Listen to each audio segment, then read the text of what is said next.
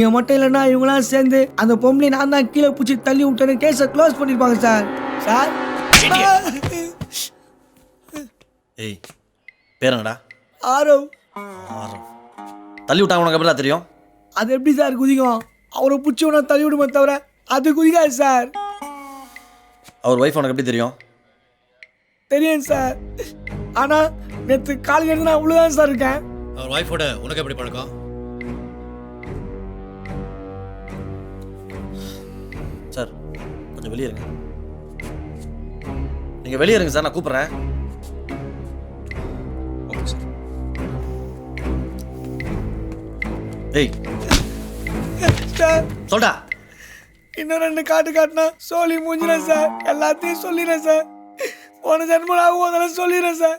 அது ஜிம்ல சார் பழக்கம். முதல்ல குரூப் சாட்ல ஆரம்பிச்சு அப்புறம் பிரைவேட் மெசேஜா கன்வெர்ட் ஆயிடுச்சு சார்.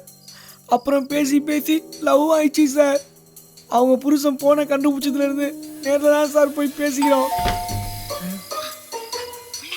அந்த பொண்ணு நான் வரும்போதெல்லாம் சிசிடிவி கேமராவை ஆஃப் பண்ணிடுறேன் sir. CCTV as per time table இனி நாங்கள் போனோம். நல்ல வேலை ஐயா காப்பாற்றிட்டாரு. நீ எதுக்குடா உள்ள வந்த? பிரியான்னு ஒரு ஐடி சார். இதே மாதிரி சாட் பண்ணி லைனில் எடுத்தேன். நேற்று சுடிதார் வாங்கி நான் அவங்க வீட்டுக்கு போனேன்.